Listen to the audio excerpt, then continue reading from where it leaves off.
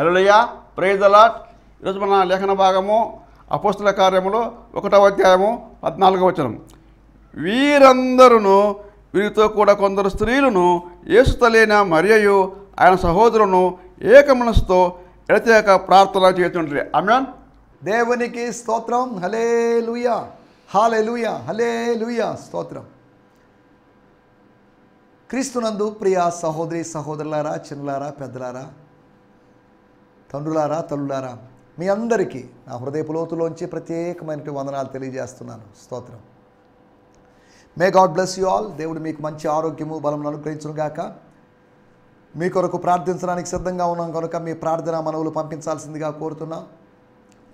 నా 2 నంబర్లు ఉన్నాయి. నాకు కొంతమంది కాల్ చేస్తున్నారు, వేరు వేరు ప్రదేశాల నుంచి వ్యక్తులు. నేను వారిని బట్టి నేను ప్రభు నామాన్ని మహింపరుస్తున్నాను.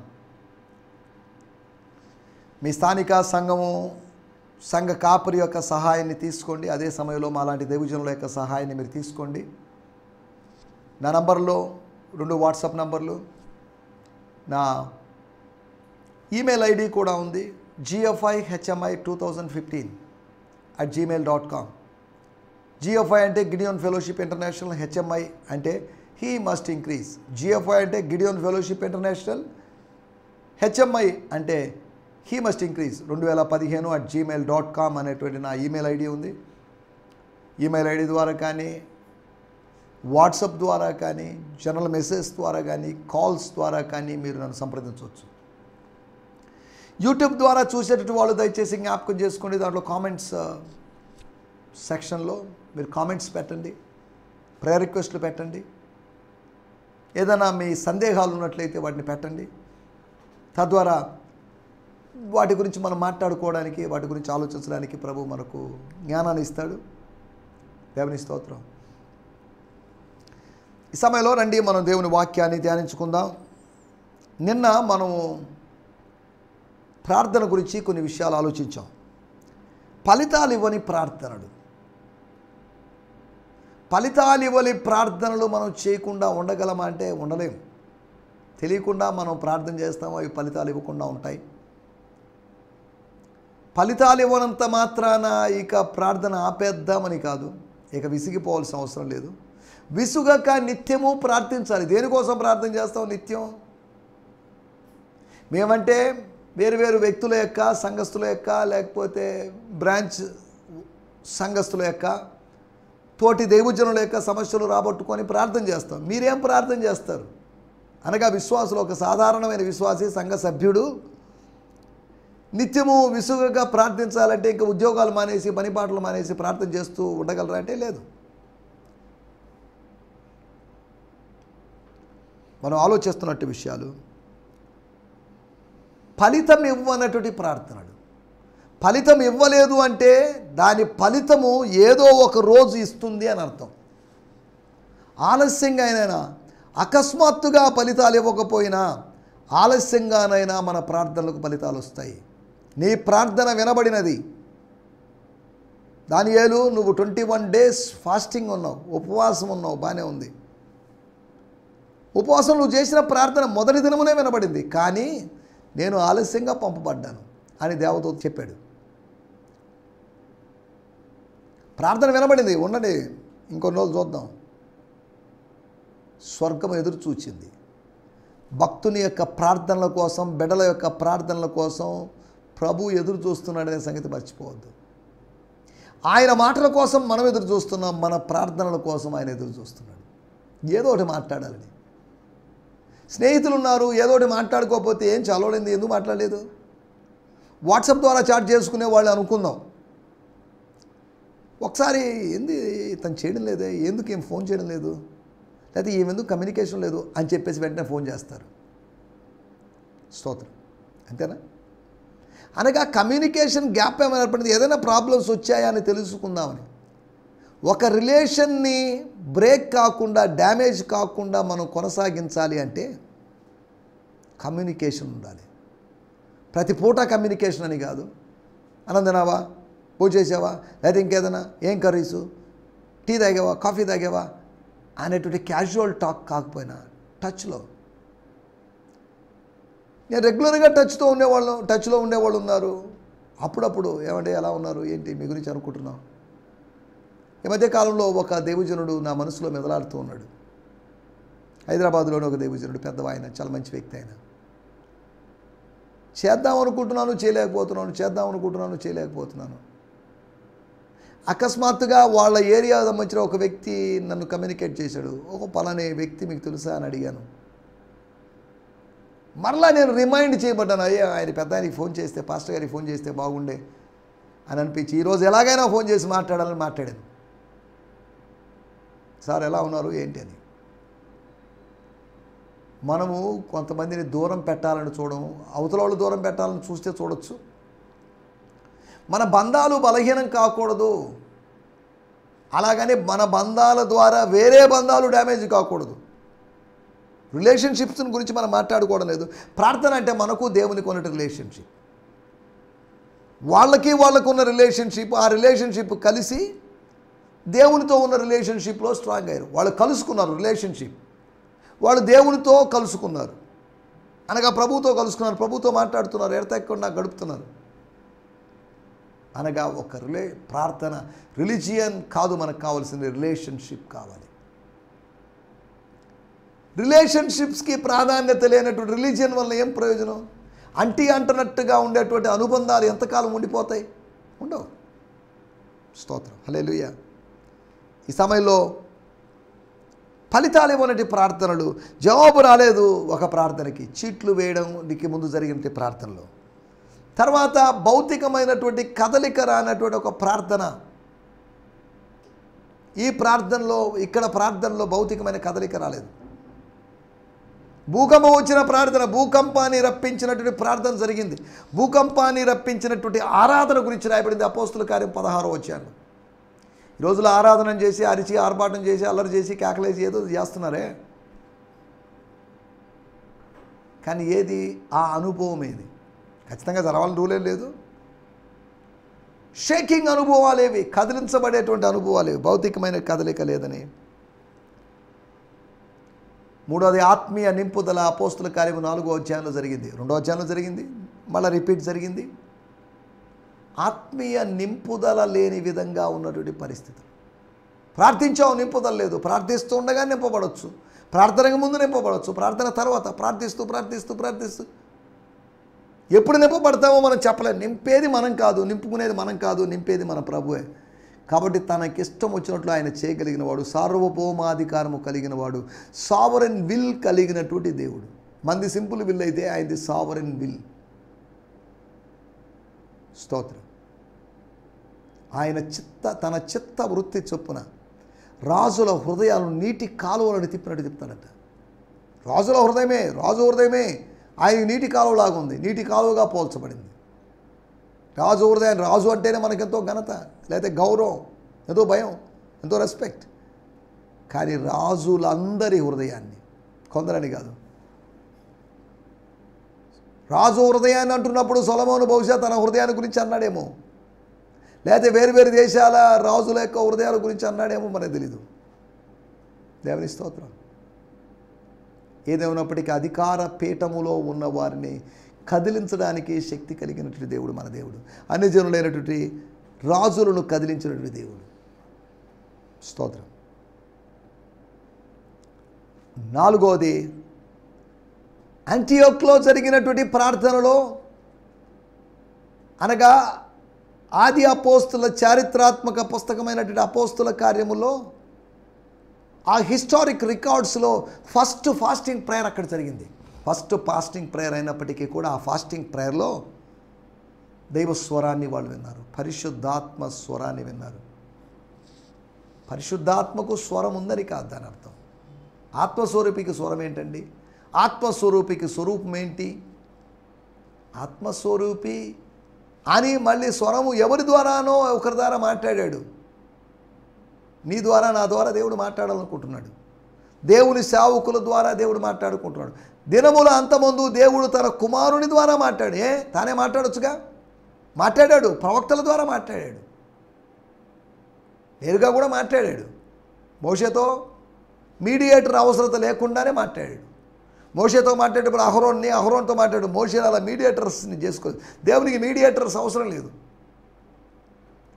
పాత రోజులు మేము చిన్నప్పుడు ఒక క్యాథలిక్ చర్చ్కి వెళ్ళేటప్పుడు అక్కడికి వెళ్ళి అక్కడ ఫాదర్ దగ్గరికి మేము చేసిన తప్పుల గురించి చెప్పుకోవాల్సి వచ్చేది. అప్పుడు అనుకునేవాళ్ళం, ఇప్పుడు సరే రాబోయే రోజుల్లో ఇంకా ఏదైనా పెద్ద తప్పులు చేస్తే అవన్నీ చెప్పాలేంటి, సగం దాచుకుంటాం, అన్నీ అక్కడ ఎందుకు చెప్తాం, అవసరమా అని అనుకునేవాళ్ళం. నీ తప్పులు చెప్పుకోవడానికి, నీ తప్పులను ఒప్పుకోవడానికి ఒక స్థలం ఉంది, అది దేవుని సన్నిధి, అది కృపాసనం. అక్కడికి వచ్చి చెప్పుకో. అక్కడ క్యాథలిక్ సంఘములో తప్పుపట్టడానికి, విమర్శించడానికి కాదు నేను చెప్పేది, అక్కడ క్షమించడానికి శక్తి లేనటువంటి ఒక యాజకుడు ఉన్నాడు. కానీ మనకు ఒక యాజకుడు ఉన్నాడు, క్షమించడానికి సిద్ధ మనసు కలిగినటువంటి ప్రధాన యాజకుడైనటువంటి మెల్కీసెదెకు క్రమము చొప్పున యాజకుడైనటువంటి యేసు. స్తోత్రం, హల్లెలూయా. తర్వాత మనం ఆలోచించిన విషయము ప్రత్యుత్తరం లేదు, ప్రదేశ కదలిక లేదు, పరిశుద్ధాత్మ నింపుదల లేదు, ప్రవచనం లేదు, ఇన్ని అనుభవాలు లేవే, ప్రతిఫలం లేదే, ఎందుకు ఈ ప్రార్థన అని విసిగి ఆగిపోలేదు. ఆగిపోయారో లేదో మరి మనకు తెలియదు. ఆ విసుగుదల ఉన్నా కానీ వ్యక్తం చేశారో లేదో మరి తెలియదు. కొంతమంది విసుగుదల ఉంటుంది, వ్యక్తం చేయరు. కొంతమంది సడన్గా వ్యక్తం చేస్తారు. కొంతమంది కోపం ఉంటుంది, కోపాన్ని అణుచుకుంటారు, వ్యక్తం చేయరు. అలా దాచుకొని ఒక్కరోజు విస్ఫోటనం చెందుతారు. ఒకసారి బద్దలైపోతారు, అగ్నిపర్వతం బద్దలైనట్టు ఉన్నదంతా గక్కేస్తారు. ఏదైనా ప్రమాదకరం. దాచుకోవడమైనా అలాగని వెంటనే వెళ్ళగక్కడమైనా సమస్య. దీంట్లో కూడా బ్యాలెన్స్ మనకు కావాలి, సమతుల్యత, అనుభవం మనకు కావాలనే విషయాన్ని జ్ఞాపకం చేస్తూ ఈ సమయంలో చిన్న ప్రార్థన చేసుకుందాం. దైవజనుల కోసం మనం ప్రత్యేకంగా ప్రార్థన చేస్తాం.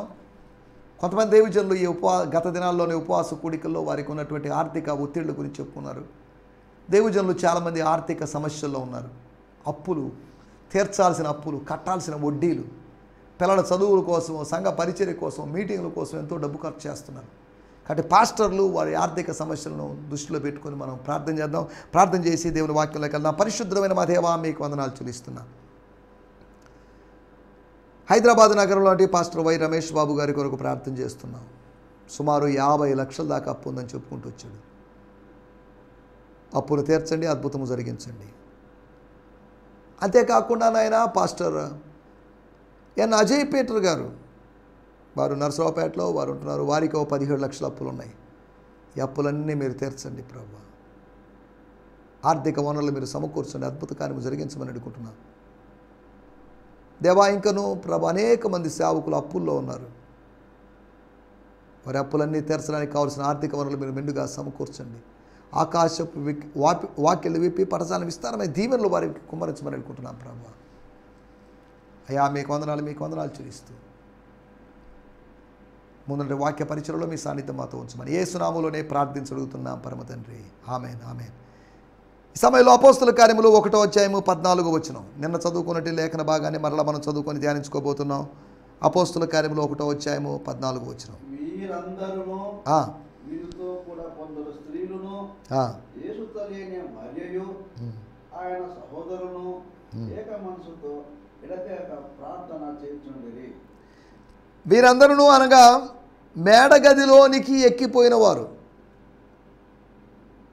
మేడగదిలోనికి ఎక్కిపోయిన వారు మళ్ళీ మేడగదిలోకి వచ్చారని, రాలేదని ఇలాగా స్పెక్యులేషన్స్ చేయొచ్చు. వాళ్ళు ఎక్కడున్నారో మరి మనకు తెలియదు. కానీ ఆ ఎక్కిపోయిన వాళ్ళ పేర్లు ఉన్నాయి. ఆ ఎక్కిపోయిన వాళ్ళు, వాళ్ళతో పాటు కొందరు స్త్రీలు, వాళ్ళతో పాటు యేసు ప్రభు తల్లి అయినటువంటి మరియా ఉంది. యోహాను యొక్క ఇంట్లో ఉన్నటువంటి, యేసు ప్రేమించిన శిష్యుడైనటువంటి యోహాను ఇంట్లో ఉన్నటువంటి మరియమ్మ గారు ఎక్కడ ఉన్నారు అనగా యోహాను గారే తీసుకొచ్చారు. వాళ్ళందరూ కలిసి ఉన్నారు, ప్రార్థన చేస్తున్నారు. ఏదో ఒకటి తేలాలి, తాడో పేడో తేలాలి. ఇంగ్లీష్లో ఒక మాట ఉంది, PUSH, పుష్. పుష్ అంటే డోర్ల మీద రాసి ఉంటుంది, పుల్, పుష్ అని. పుల్ అంటే లాగుము, పుష్ అంటే నెట్టుము. పుష్ను గురించి ఒక ఆయన ఇలా చెప్పాడు, దానికి ఒక ఫుల్ ఫామ్, దాని ఎలాబరేషన్ ఇలా చేశాడు. ప్రే అంటిల్ సంథింగ్ హ్యాపెన్స్. పుష్ అంటే ప్రే అంటిల్ సంథింగ్ హ్యాపెన్స్. నెట్టడం అంటే ఏదో జరిగేంత వరకు, ఏదో జరగడం కోసం చేయడం, ప్రార్థించడం. ప్రే అంటిల్ సంథింగ్ హ్యాపెన్స్. పుష్ చేయండి, ఉదయం పుష్ చేయండి.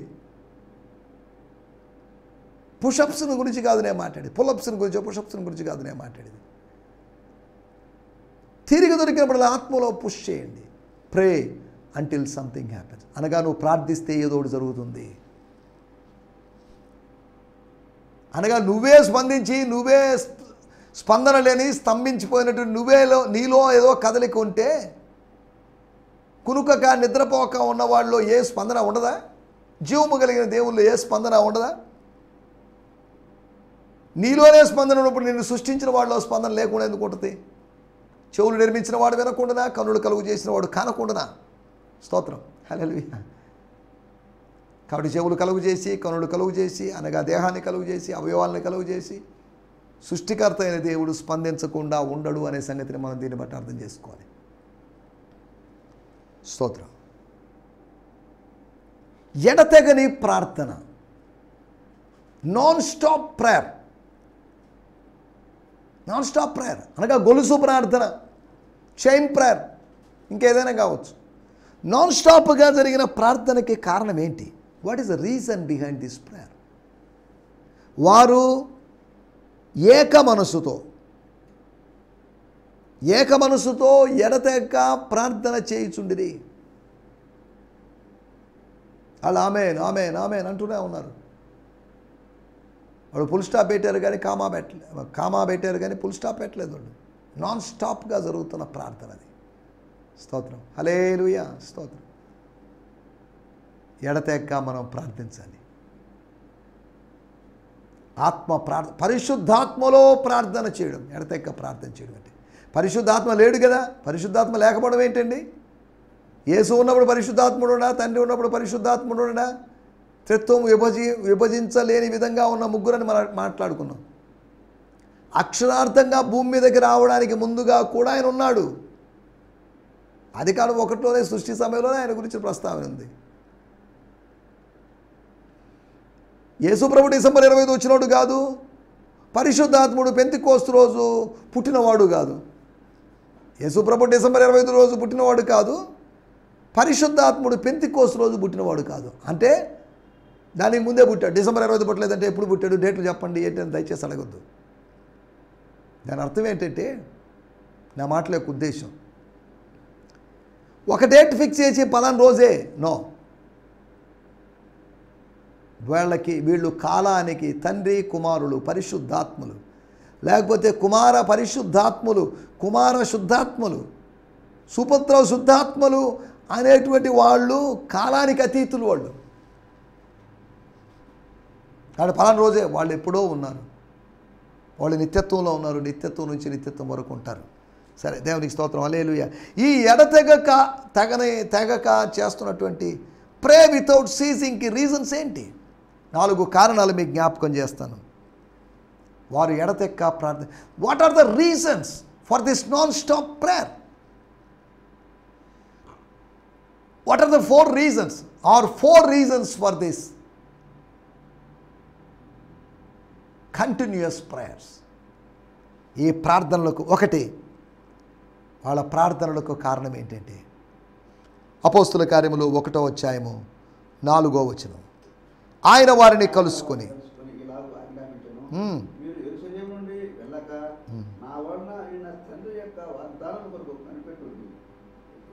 చాలండి సార్, దీన్ని ఇలా తర్జుమా చేయొచ్చు. ఆయన వారిని కలుసుకొని మీరు యెరూషలేము నుండి వెళ్ళక నా వలన వినిన తండ్రి యొక్క వాగ్దానం కొరకు కనిపెట్టుడి అని ఆజ్ఞాపించను. సేమే ఇలాగో ఆజ్ఞాపించనని దాన్ని మనం చివర పెట్టుకున్నాం. ఆయన వారిని కలుసుకొని, లేకపోతే ఇంకా ఆయన శిష్యులను కలుసుకొని మీరు యెరూషలేము నుండి వెళ్ళక నా వలన వినిన తండ్రి యొక్క వాగ్దానం కొరకు కనిపెట్టుడని ఆజ్ఞాపించను. నేను మీకు కొత్త ఆజ్ఞ ఇస్తున్నాను, మీరు ఒకరినొకడు ప్రేమించండి అని చెప్పాడు. ఇప్పుడు మరికొత్త ఆజ్ఞ, కడవరి ఆజ్ఞ, కడవరి కొత్త ఆజ్ఞ ఇది. కనిపెట్టండి. కనిపెట్టడం అనేటువంటి ఆజ్ఞ,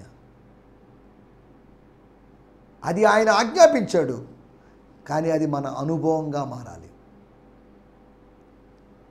అలా మారినప్పుడు అది ఒక ఆశీర్వాదంగా మారుతుంది. కనిపెట్టడంలో ఉన్న ఆశీర్వాదాన్ని మనం గుర్తించగలుగుతాం. స్తోత్రం. ఒకటి, క్రీస్తు మాట చొప్పున వాళ్ళు కనిపెడుతున్నారు లేదా ప్రార్థిస్తున్నారు. ఈ మాటే లేదు అనుకోండి, మీరు కనిపెట్టాల్సిన అవసరం లేదు అని అంటే పరిస్థితి వేరుగా ఉండేది. ఆయనను ప్రభు మాకేమో నమ్మకం లేదు, వలలు వేస్తే ఏదో దొరుకుతాయని, చేపలు దొరికాయి, రాత్రి అంతా దొరకనప్పుడు ఇప్పుడు పగలు దొరికితే మాకు నమ్మకం లేదు. కానీ బట్ నువ్వు చెప్పావు కాబట్టి, అకార్డింగ్ టు యువర్ వర్డ్, నీ మాట చొప్పున, నీ మాట ప్రకారం నువ్వు ఆజ్ఞాపించావు కాబట్టి మేము వాళ్ళు వేస్తాం. వాళ్ళు విసిగిపోయి ఉండొచ్చు, కానీ ప్రభువు మాటని పరిశుద్ధాత్ముడు గుర్తు చేస్తున్నాడు. ప్రార్థన చేయమని చెప్పాడుగా మీ బోధకుడు, మీ గురువు. పరమండలంలోకి వెళ్ళిపోయిన మీ గురువు అదేగా చెప్పింది, ప్రార్థించండి అని ప్రేరణ ఇస్తుండగా, ఆయన అక్షార్థంగా భూమి మీదకి రావడానికి ముందుగానే నింపుదల ప్రేరణ ఇస్తుండగా, నడిపింపిస్తుండగా వాళ్ళు ప్రార్థన చేశారు. ఒకటి, వాళ్ళు క్రీస్తు మాట చొప్పున వారు ఎడతెక్క ప్రార్థన చేయగలిగారు. ఎడతెక్క ప్రార్థన చేయండి అని 1 తెస్సలోనిక పత్రిక 5వ అధ్యాయం ఉంది. 2వ రాకడ కాంటెక్స్ట్లో చెప్పండి విషయం. అన్నిటి అంతం సమీపమైనది. అవును, యుగము సమాప్తం కాబోతుంది, భూమి సమాప్తం కాబోతుంది, అన్నిటి అంతం సమాప్తం అవుతుంది. కనుక మెలకువగా ఉండి ప్రార్థన చేయండి. స్తోత్రం. హల్లెలూయా. రెండవ విషయాన్ని నేను మీకు జ్ఞాపకం చేస్తాను. 1వ అధ్యాయము 5వ వచనము మరియు 8వ వచనం. యోహాను గారు నీళ్ళలో బాప్తిజం, అది రాంగ్ అని కాదు, యోహాను బాప్తిజం గురించిన నెగిటివ్ టాక్స్ కాదు, కానీ కొద్ది దినముల్లోగా మీరు పరిశుద్ధాత్మలో బాప్తిజము పొందెదరు అని ఈ మాట. ఆయనను పరిశుద్ధాత్మ మీ మీదకి వచ్చిన మీరు శక్తిని పొందరు డాష్ డాష్ డాష్ డాష్ అనే మాట 8వ వచనం. ఇన్ని మాటలు బట్టి, ఈ 2 మాటలు బట్టి వాళ్ళకి విశ్వాసం కలిగింది. యేసు మీద ఉన్న విశ్వాసం యేసు మాట మీద కలిగింది. యేసు లేచిన తర్వాత యేసు మాటను నమ్మారు వాళ్ళు, లేఖనమును నమ్మారు. ఇంతకుముందు లేఖనాన్ని మాత్రమే నమ్మేవాళ్ళు, ఇప్పుడు లేఖనముతో పాటు యేసు మాటను నమ్మడం ఆరంభించారు. యేసు నమ్మదగిన వాడు, యేసు మాట నమ్మదగినది. యోహాను సువార్త 2వ అధ్యాయం 2వ వచనం. ఆయన ఈ మాట చెప్పానని ఆయన శిష్యులు జ్ఞాపకం చేసుకుని లేఖనమును యేసు చెప్పిన మాటను జ్ఞాపకం చేసుకున్నంత మాత్రం నమ్మారని కాదు, జ్ఞాపకం చేసుకొని, ఒకటి లేఖనమును, రెండవది యేసు చెప్పిన మాటను నమ్మిరి. లేఖనాన్ని నమ్ముతున్నారు. ఒకే యూదులుగా లేఖనం నమ్మారు. యేసు మాటను లేఖనముతో సమానంగా భావించారు. స్తోత్రం. హల్లెలూయా. రెండో విషయము, ఎడతెక్క ప్రార్థన చేయడానికి కారణం కలిగినటువంటి కాంక్షను బట్టి. వాళ్ళలో కాంక్ష కలిగింది, కోరిక కలిగింది. ఆత్మ నింపుదలంట, ఆత్మ బాప్తిజం అంట, అభిషేకం అంట. నీళ్ళ బాప్తిజం ఓకే, అది బాగానే ఉంది. దానికన్నా అద్భుతంగా ఉంటుందిగా పరిశుద్ధాత్మ బాప్తిజం. స్తోత్రం. నీటి బాప్తిజమే చాలామందికి తెలుసు, పరిశుద్ధాత్మ బాప్తిజము తెలియదు. యోహాన్ చెప్పాడు, నేను నీళ్ళలో మాత్రమే ఇవ్వగలను, ఐఎమ్ ఎక్స్పర్ట్, నేను వందలాది వేలాది మందికి ఇచ్చాను. బట్ ఒక ఆయన వస్తున్నాడు నా వెనకాల, కొన్ని రోజుల తర్వాత, కొద్ది దినముల్లోపే ఒక ఆయన వస్తాడు. ఆయన పరిశుద్ధాత్మలో ముంచి తీస్తాడు మిమ్మల్ని, డిప్ చేస్తాడు, పరిశుద్ధాత్మలో పాతి పెడతాడు మిమ్మల్ని. స్తోత్రం. హల్లెలూయా. పరిశుద్ధాత్మ జలముల్లో మిమ్మల్ని పాతి పెడతాడు. పాతి పెట్టడం అని వచ్చింది కాబట్టి పరిశుద్ధాత్మ మట్టిలో. పరిశుద్ధాత్మ మట్టి కాదు, పరిశుద్ధాత్మ జలము కాదు, పరిశుద్ధాత్మ పావురం కాదు, పరిశుద్ధాత్ముడి వ్యక్తి. స్తోత్రం. హల్లెలూయా. కాంక్షను బట్టి, కలిగినట్టు కోరికను బట్టి. మాట విన్నప్పుడు కోరిక కలిగింది, ఏదైనా చూసినప్పుడు కోరిక కలుగుతుంది. స్వీట్ బాగుంది, తినాలనిపిస్తుంది. ఏదైనా డ్రెస్ బాగుంది, కొనుక్కోవాలనిపిస్తుంది. క్రీస్తు పలికిన మాటను బట్టి కలిగిన కాంక్షను బట్టి వాళ్ళు కలిసి ప్రార్థన చేయగలిగారు. మూడో విషయాన్ని నేను మీకు జ్ఞాపకం చేస్తాను.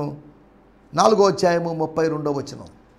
అపోస్తుల కార్యములు 4వ అధ్యాయం 32వ వచనంలో రాయబడిన మాట, విశ్వసించిన వారందరూ, కొందరు కాదు అందరూ, ఏక హృదయము ఏకాత్మ విశ్వాసం వాళ్ళని కలిపింది. Faith united them. ఇంతకుముందు unbelief divided them. Unbelief divides. అవిశ్వాసము విభజిస్తుంది, విశ్వాసం ఐక్యపరుస్తుంది.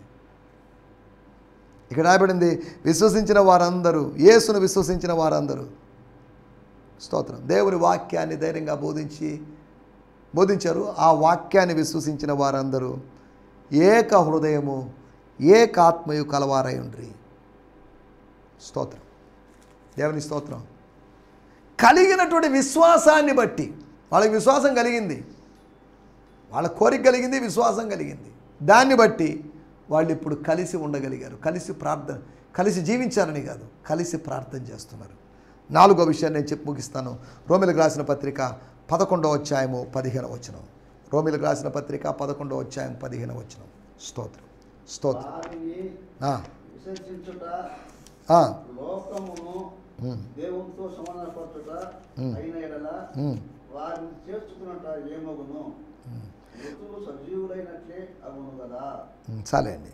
రోమాపత్రిక 11:15. If there temporary rejection released the reconciling power of grace into the world. ఎంత అద్భుతంగా తర్జుమా చేశారు చూడండి. వారి యొక్క తాత్కాలికమైనటువంటి తిరస్కారము వారిని సమాధానపరిచేటువంటి శక్తి, ఆ కృపను ప్రపంచంలోకి విడుదల చేసిందట.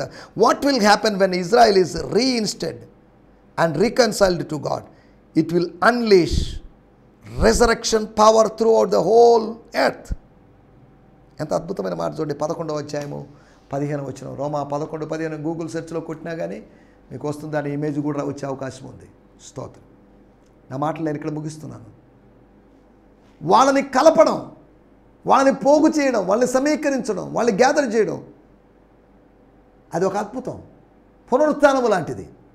అనగా యేసు చేసిన కార్యాన్ని బట్టి వాళ్ళు కలిసి ఉండకపోతే కలిసి ప్రార్థన చేయలేదు, కలిసి రాకపోతే కలిసి ప్రార్థించే అవకాశం లేదు. యేసు కలిపాడు, వాళ్ళు యేసుకు ప్రార్థించారు. తమను కలిపిన యేసుకు వాళ్ళు కలిసి ప్రార్థన చేశారు. దేవుని స్తోత్రం, హల్లెలూయా. నా మాటలు ఇక్కడ ముగిస్తున్నాను. ఎడతెగని ప్రార్థనకు ఉన్నటువంటి కారణాలు: 1, క్రీస్తు మాట చొప్పున. 2, కలిగినటువంటి కోరిక ఆకాంక్షను బట్టి, అనుభవం కోసం వాళ్ళు ఆశించారు కాబట్టి. 3, కలిగినటువంటి విశ్వాసాన్ని బట్టి. 4, క్రీస్తు జరిగించినటువంటి కార్యాన్ని బట్టి. ఏం కార్యం? కలపడం అనేటువంటి కార్యం. వాళ్ళు కలుసుకోలేరు, కానీ క్రీస్తు కలిపాడు. మనం కలుసుకోలేము, క్రీస్తు కలిపాడు. మీరు నేను కలుసుకోలేము, దేవుని వాక్యం ద్వారా కలపబడ్డాం. దేవుని స్తోత్రం, హల్లెలూయా. కాబట్టి ఎడతెక్క ప్రార్థన చేస్తూ ముందుకు సాగడానికి ప్రభువు మనకు సహాయం చేయనుగాక. ఆమేన్, హల్లెలూయా, హల్లెలూయా. అందరికీ